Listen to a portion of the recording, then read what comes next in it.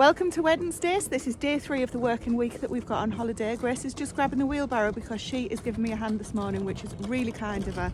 I started with the potato harvest last night but didn't get it all done. It's actually, every year it's quite a big feat. I love digging for potatoes though, so we're going to get that finished. We've got about an hour because then I've got to go and see a man about a dog, as they say, and we're hoping to get them all done in that hour. We had them for our evening meal last night, some of the ones that I harvested. No sign of blight just yet. Thrilled. Hopefully that'll continue because I'd like to keep these to keep them stored for over winter. I think the variety that we're getting at the moment is the Charlotte variety. I'm not too bothered. They all eat, they all taste fantastic, and the ones that we like we will keep for seed potatoes for next year. We've brought the boys out, the 2 little dogs, and they've ran off. Grace is shouting at them to come back. Listen to me, and they don't. Right, this is where we got to. It looks a bit of a mess. So the barrow is going to be for the potatoes because hopefully we will need a wheelbarrow to get this amount. The thistles, funnily enough, these broadleaf thistles rather than those more spiky ones there, I don't know the difference. The pigs love those, so I'm also going to put those to one side for the pigs, and I'm going to weed at the same time that Grace gets the potatoes out.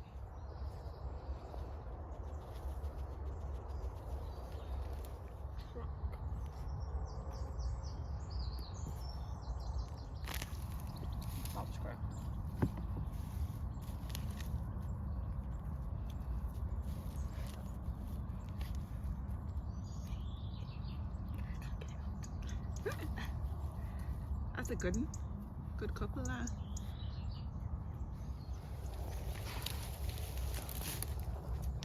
Excuse me.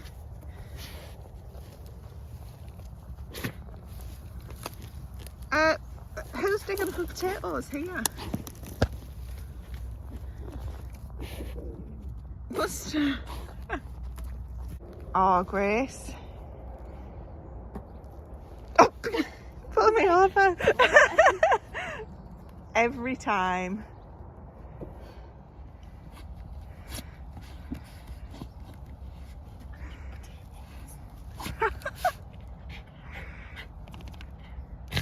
Bless you.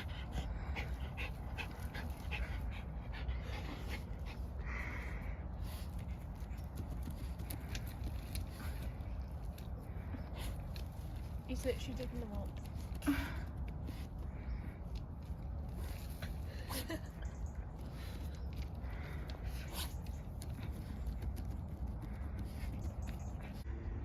Are you ready? I was ready ages ago.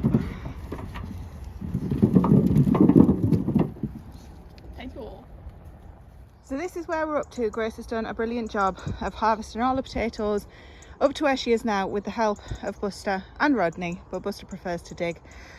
So most of them will be out. What I'm going to do is just go over with the fork afterwards. I know we're doing no dig, but I need to make sure that they're all out. So she's pretty much at the end there. I think that's probably the last row. Look at him. What have you found? Excited. And then once we've done this bed, she'll be pleased to hear there's another bed. So we're going to move on to this bed here, and then there's just a couple of smaller rows over there. We've spent far too long having fun with the dogs. It's been funny. There's thistles on either side. I'm going to try just one thistle with the pigs first because I don't want to cart them all down there just to then find out that they've actually changed their minds and it was a one-off when they enjoyed them. So we'll do that later. I can do that later when Grace is finished. But we're going to get started on this next bed, and you can see some of these are the purple ones. I like the purple ones. These should be purple fleshed, I think. We'll soon see. With the abundance of tomatoes that we harvested yesterday, it would be criminal to let these go to waste. So I'm going to get to using these up to make the River Cottage tomato ketchup. This is in the original, I've lost the cover for the front, the original River Cottage book that Hugh wrote, and it calls for 3 kilos, excuse the nails again, of ripe tomatoes, which is exactly the amount that's of the big tomatoes. I'm going to actually weigh one of these larger Roma ones with you guys. I haven't weighed one individually just to see how much. Let's have a look. So 220 grams. I think that's probably one of the bigger ones. So you're looking at an average of 200 grams of tomato. So if I can get a few of these plants on the go next year, especially by overwintering some of them, then I think we should be in for a very good tomato year. So these these are classed as a paste variety or aroma variety. They've got more flesh than they have liquid inside them and very few seeds, I believe. But again, I can't keep the seeds off this one because it's a hybrid, which is why I'm taking the side shoots, which you saw in yesterday's video. So I'm going to get busy getting these tomatoes on to make this tomato ketchup. I'm going to use some of the other ones just to roast with our meals and use fresh and things like that. They're absolutely delicious. They're really, really sweet. But I'm going to get this on whilst I'm making our meal for the evening, because it takes a long time to simmer down and evaporate all of the liquid off that then becomes a nice thick ketchup. So let's do this together. I've never made tomato ketchup before. I've got this nifty little countertop electric contraption. It's not a slow cooker and it's not obviously an air fryer. It's kind of somewhere in between in my mind. Anyway, we've got just over 3 kilos of tomatoes because I've popped in a few of the Black Russians that was split and needed using in there, and I'm just leaving that over a medium heat to start cooking down.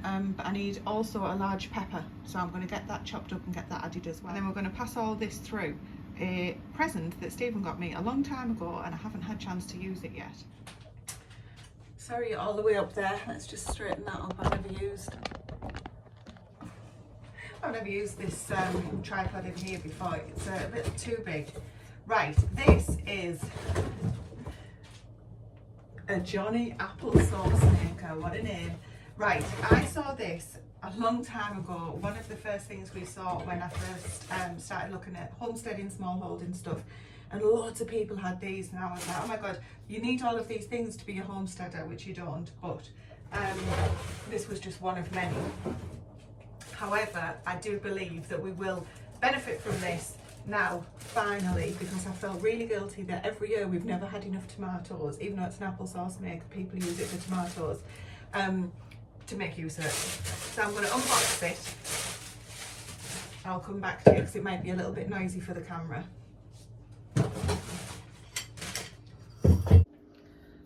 Right, that didn't take too long to put together. It was my only bit that I was concerned about was it didn't feel, or it felt too stiff when I'd put it together, but that's fine. It's because it's new. Stephen's been in, I was worried I was going to break it, and he's had a go, and I said, you do it, because then if you break it, you bought it. So this is the way.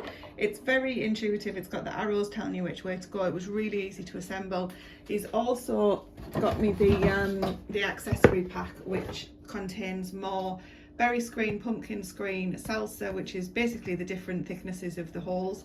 To, you know, pumpkin screen won't let the big pumpkin seeds through, berry seeds are a lot smaller, etc. So the one that I've got on is the standard one that comes with it, which is the tomato screen. I'm now going to attempt to ladle. It does say in the book you're supposed to use cold tomatoes, no, raw it says. Anyway, we're going to give it a go because this is what my recipe tells me to do, kind of. Right, I've got a bit of production line going on. This is still really hot. Now in theory, when I put this in, some should just run through because it's liquid, and that's what we're going to cook off next. This is where the pulp comes out. The only thing that I found so far about this is I don't think it's height adjustable, and finding a small bowl, a bowl that's small enough to get underneath the tray where it all comes out. Can't think what it's called off the top of my head, it's getting late. Right, let's just give it a go. Fill this up a little bit.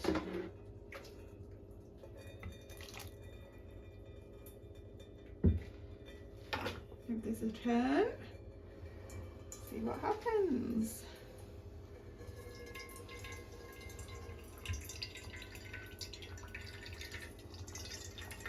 Oh, what is it?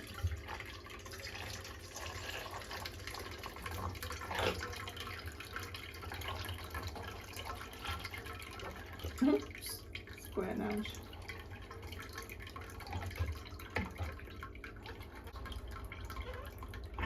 Now actually this could be really useful because all of this liquid that's drained off already is what you're gonna evaporate off. So maybe I can get a different bowl. I'll get some more through and then I can put that through completely separate.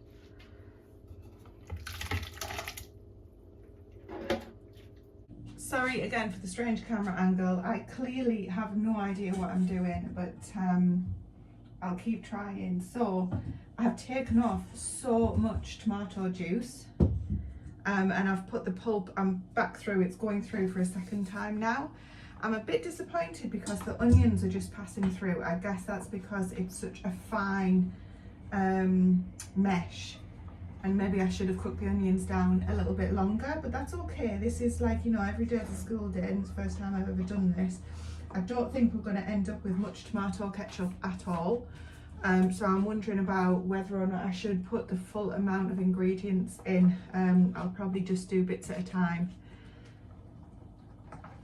So I'm just taking these through for a second run, and then I'll probably tomorrow now, because it's getting quite late in the day, I actually want to go out in the garden for half an hour before bed. Stephen's gone out shooting.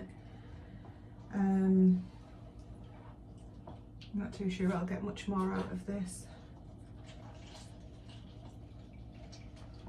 And if these tomatoes had been all of the Roma variety, or the ones that have just got much more flesh, then we wouldn't have as much juice. I mean, I've literally got 2 bowls of juice, which in the cooking down process would just evaporate, and I don't really want it to evaporate, so I'm going to keep it and use it in cooking.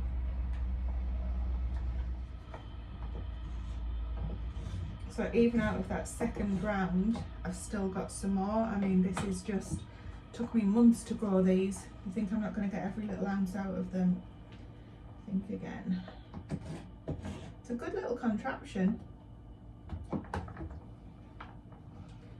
Whether or not you'd get the same out of like a juicer or something, I never know.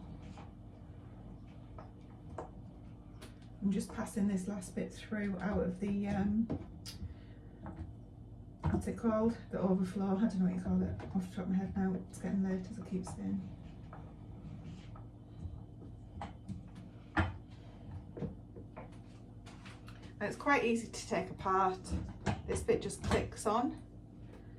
I'll leave that in there actually to wash. I'm going to take this bit off because this is the kind of the splash guard, for want of a better phrase.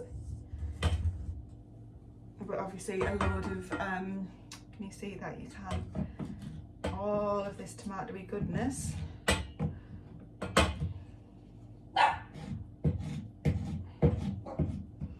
Scrape every little bit of that off. Now, a lot of you might be looking at this thinking, oh my goodness gracious me, what are you doing, girl? Especially throwing that around like that. Give me your tips if you've done it this way before. Some people don't even, you know, they don't use this food mill. I wanted to because I had it and I haven't used it, and, you know, I would have hated to ask for something and not get the benefit from it. I'm going to use it for the apples as well, and any purees that you want to make can be done through here. So if you've got one or a food mill, please let me know any tips you've got. I'm going to have to get all this washed up. Let me show you now what we're left with. Right, so this is the thick paste that we've got. I don't think that needs cooking down. That's exactly what we're looking for at the end. This next one is the first lot of juice that I've taken off. That will pretty much be a mostly water, I guess. And this was the second one. There's definitely some lumps in this one that we don't want to lose. So if anything, this is the one that's going to need cooking off. I didn't expect to end up with 3 different bowls, but I panicked as to trying to get them underneath. Anyway, this is the pulp that's left. I've decided actually I'm going to dehydrate this. There's a little bit left in here as well, so obviously, only thing is there's a lot of cleanup. Obviously all the tools and what I've cooked it in, so there's a lot of cleanup there, so I'm going to get that done. So I think I'm going to start afresh in the morning when I've got everything cleaned up and I can have a think overnight. It's always fun trying things for the first time, isn't it? especially when you want to get it right, because it's such a big waste of 3 kilos of tomatoes. So the recipe, let's have a quick look at what we've got to do. Essentially we've got brown sugar, cider vinegar and some flavourings to go in, and we need to put the flavourings, the spices into a spice bag, bring it to a boil and reduce to a slow simmer. I think the slow simmer, we're basically trying to get what we've just achieved with the sort of the puree effect bowl over there. So This will take time depending on how juicy your tomatoes are, but continue to cook until it's thick and pulpy. I've got that all ready, so I might just add in the this one here that's still got some bits in it. I might add some, if not all of that in, because I don't lose any of that, and then at least it can cook with the spices and I'll take on the flavour. Then season it, and I'm probably not going to end up with, it doesn't say how much you'll end up with, I don't think. Not that I can see just by looking. Anyway, sorry, you don't just want to sit and watch this, so I think I'll do that. We'll see what tomorrow brings. I've got a whole host of things that I still need to get done today, and it's not going to happen. I might just hide in here and drink wine instead, after I've done the pots, of course. Anyway, thank you for spending another day with me. I can't even remember what we've got done. Do you know, editing these videos though really helps, because it kind of reminds me of what we've achieved. And how could I forget? Look, I got kicked out of here at one point while Stephen came in and put the next lot of shelves in. So the only one that he's got left to do is down here behind me. So sorry for all of the dodgy camera angles. I will hopefully see you tomorrow if you're still ready and willing to put up with me. Don't forget to give the video a thumbs up, by the way. I keep forgetting to say that, so thank you very much. Talk to you tomorrow.